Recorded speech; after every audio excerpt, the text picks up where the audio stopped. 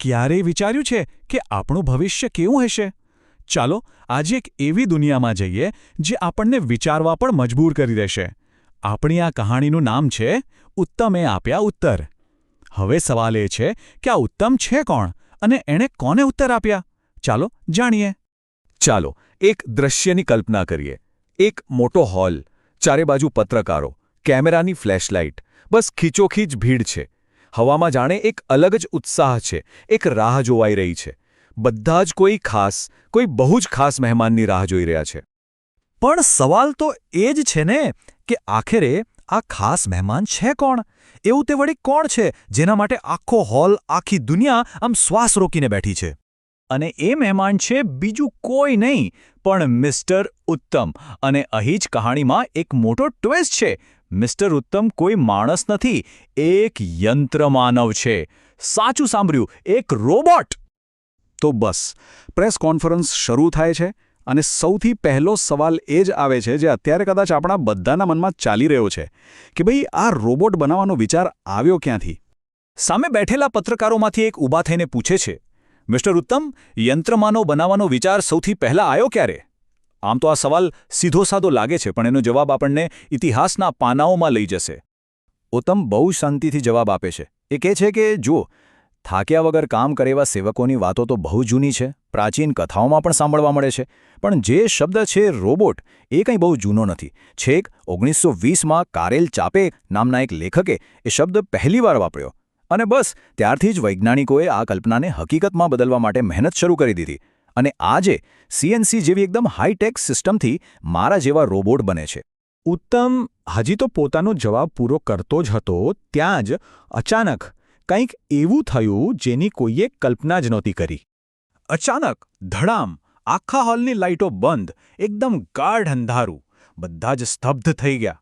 એક સેકન્ડ માટે તો શું થયું એ જ કોઈને સમજાયું નહીં. ચારે બાજુ એકદમ શાંતિ. પણ જ્યાં બધા લોકો ગભરાઈ ગયા હતા ત્યાં ઉત્તમ એકદમ શાંત.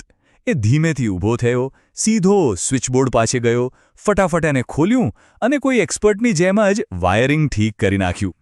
અને ગણતરીની સેકન્ડમાં જ હોલમાં ફરીથી લાઇટ આવી ગઈ. આ તો એની આવડતનું લાઇવ ડેમોન્સ્ટ્રેશન હતું જાણે કે. હવે આ વાત ખરેખર સમજવા જેવી છે. જે સ્પીડ અને ચોકસાઈથી ઉત્તમે આ કામ કર્યું ને, એ એની બનાવટને કારણે જ શક્ય બન્યું.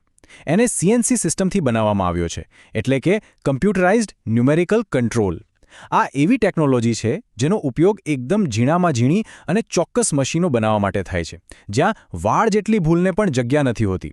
આ લાઇટવાળી ઘટના પછી તો વાતચીતનો દોર જ બદલાઈ ગયો. હવે બધાને એ જાણવું હતું કે આજના જમાનામાં રોબોટ્સ બીજું શું શું કરી શકે છે. અને ઉત્તમ પાસે તો આનો જવાબ આપવા માટે ઘણું બધું હતું. એક પત્રકાર તરત જ સવાલ પૂછે છે, શું એ વાત સાચી છે કે રોબોટ હવે ઓપરેશન પણ કરી શકે છે? આના જવાબમાં ઉત્તમ ખાલી હા નથી કહેતો. એ સીધો એક વિડિયો પ્લે કરે છે અને એમાં દેખાય છે કે એક રોબોટ કેટલાક જટિલ ઓપરેશનમાં ડોક્ટરને મદદ કરી રહ્યો છે. એના હાથ માણસના હાથ કરતાં પણ વધારે સ્થિર છે. અને વાત ખાલી મોટી ફેક્ટરીઓ કે હોસ્પિટલોની નથી. રોબોટ્સ તો હવે લગભગ બધી જ જગ્યાએ છે.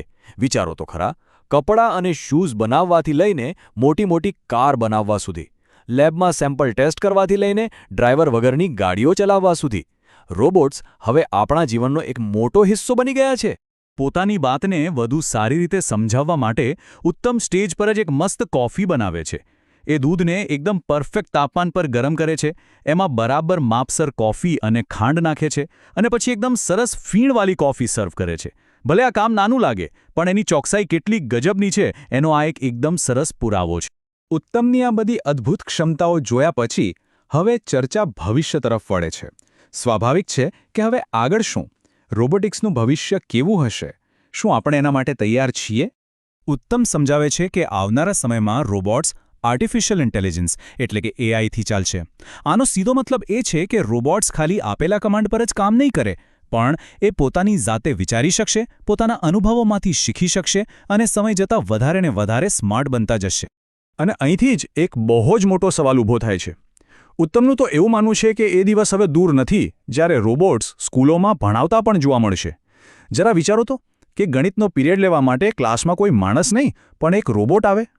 શું આવા ભવિષ્ય માટે આપણે સૌ તૈયાર છીએ? આખી પ્રેસ કોન્ફરન્સ એકદમ જોરદાર રહી. ઘણી નવી વાતો જાણવા મળી. પણ કહાણીનો સૌથી મોટો ટ્વિસ્ટ તો હજી બાકી હતો. ઉત્તમે છેલ્લી ઘડી માટે એક એવું સરપ્રાઇઝ સાચવી રાખ્યું હતું જેની કોઈએ કલ્પના પણ નહોતી કરી. ઉત્તમ એકદમ શાંત અવાજે કહે છે, મિત્રો, તમને બધાને જાણીને કદાચ આશ્ચર્ય થશે કે અહીં તમારી સામે જે પત્રકારો અને કેમેરામેન બેઠા છે એ પણ રોબોટ્સ જ છે. આટલું સાંભળતા જ આખા હોલમાં સોપો પડી જાય છે. એકદમ સન્નાટો. એક મિનિટ, વિચારો તો ખરા, જે પત્રકારો આટલા તીખા સવાલો પૂછી રહ્યા હતા, જે કેમેરામેન એક એક પળને કેમેરામાં કેદ કરી રહ્યા હતા, એ બધા પણ રોબોટ હતા. આ એક એવો ખુલાસો હતો જેણે ત્યાં બેઠેલા દરેકને વિચારવા પર મજબૂર કરી દીધા કે હકીકત શું છે અને ભ્રમ શું છે. અને આ આખી વાત આપણને એક છેલ્લા અને કદાચ સૌથી મોટા સવાલ પર લાવીને ઊભા રાખે છે.